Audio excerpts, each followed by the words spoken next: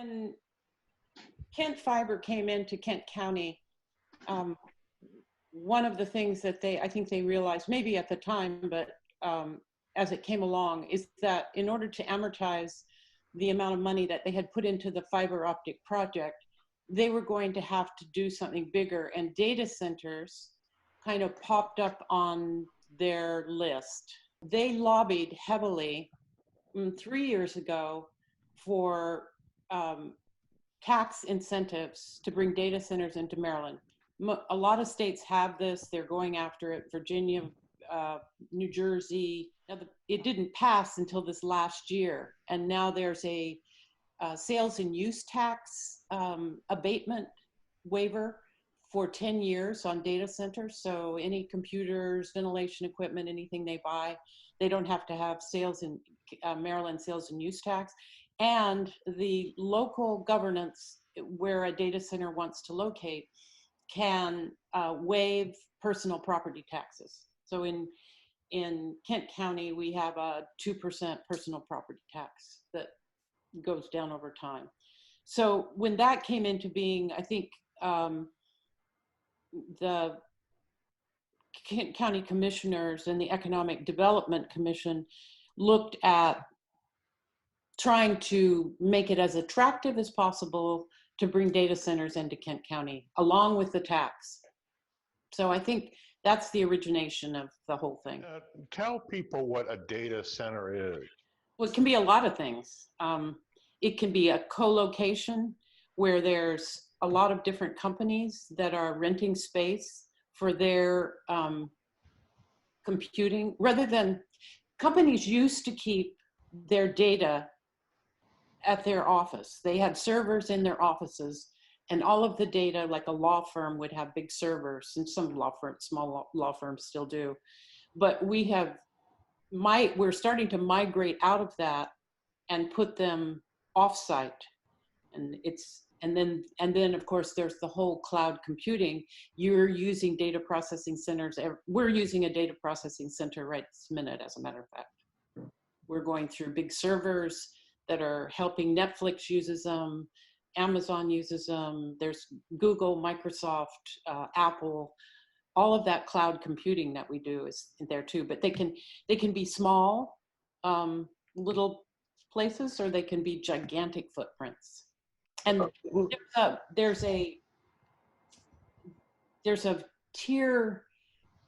there's tiers that have to do with how secure they are, how much redundancy they have, and data centers get rated on those tier systems. And that's only important because within one of the text amendment on agricultural land, they actually define the tiers that would be allowed, which tier would be allowed in the agricultural land.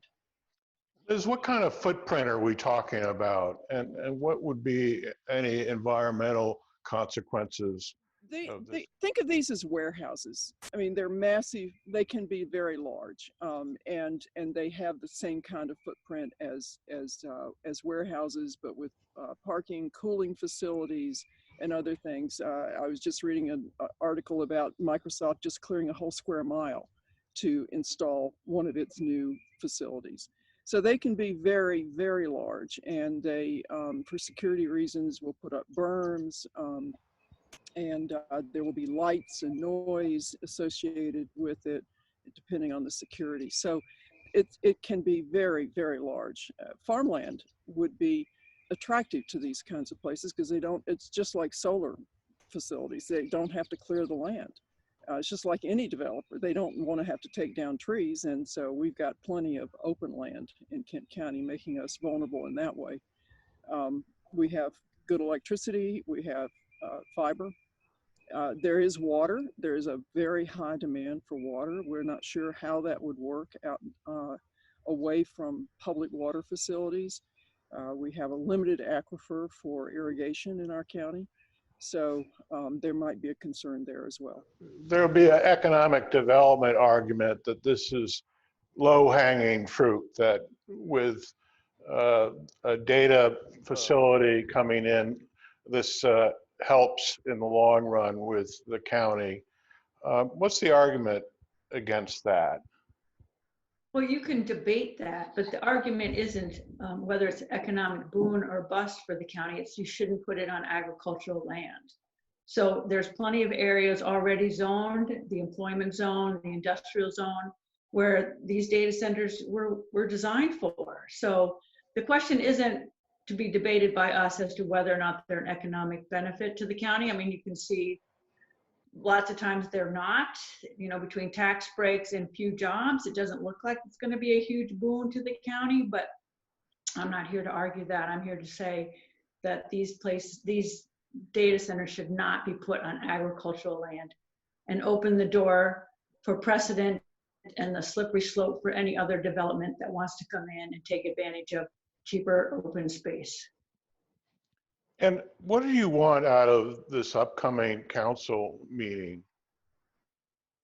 We'd like a 0-3 vote against it. I mean, we think it's a terrible precedent, and the process is questionable, and there hasn't been any real studies or information provided to the public as to why they need to put it on agricultural land, why it's a good idea. So I think everybody should just take a breath and let's go about this rationally and use the already in place processes to just discuss whether or not this is a good use and whether it fits within our comprehensive plan, which it clearly does not. To that, I guess this had been reviewed by the zoning commission and had an unfavorable ruling on that.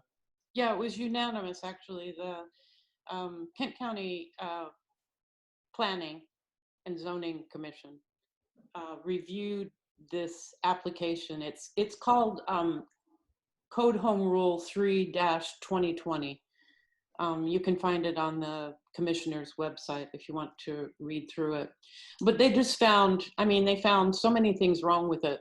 We're particularly interested in the impact that it would have on AZD, but the Planning Commission also looked on the impact that it could have to both, it's going to be allowed in Village and Intense Village, where there's a lot of residences. And data processing centers, because they have to run equipment all the time to keep it cool, they're not particularly really loud, but there's a constant hum that comes from them. And there's been a lot of complaints across the country from people where data centers have gone in next to residential neighbors. So the Planning Commission was concerned about that. They were concerned about there wasn't any address to any kind of noise abatement in the city. And they also said that it wasn't compatible with the comprehensive plan. Is there anything else that you want the community to know? I've got one thing to offer, and that is that the county already has land zoned for this. We have owners who expect to sell land for commercial and industrial development in the zones, as Judy mentioned. And it's really unfair on those owners to open the county, effectively all of the county, wide open to these places, these facilities anywhere. Yes, perhaps there's a need in the next rezoning, which is coming up. The county has hired a consulting firm at $200,000 for a project to rezone the county. And in that, they could look more carefully at, is there enough land? But effectively, they went from a footprint that allows for these data processing centers already to allowing them anywhere in the county. And it seems excessive to us that they would do that. And that includes all of the farmland in the county. The Kent County, for generations now, Yes, has worked to protect farmland.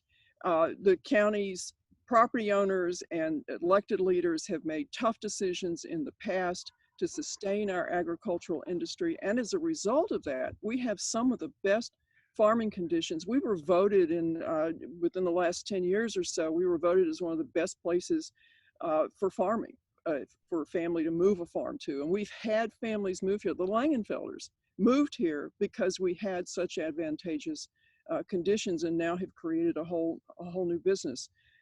So it's and supporting 3 large families. So what do we want? Do we want to have these warehouse-like things that looks like, you know, the Amazon facility outside of Middletown, or do we want to have more agricultural industry and more agriculture. If for some reason the county commissioners approve this, this is not the end of the conversation, I assume. No, not necessarily the end of the conversation. There are some things that could be done, but what they're setting it up for, both on agricultural land and in villages and intense villages, is fighting at the Board of Appeals, because residents won't want to have it done.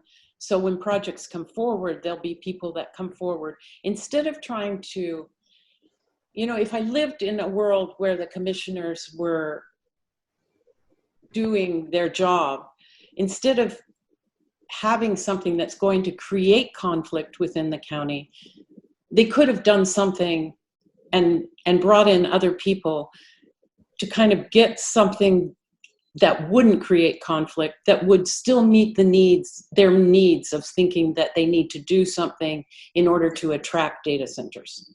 But instead, this amendment has come forward with no input, with no discussion.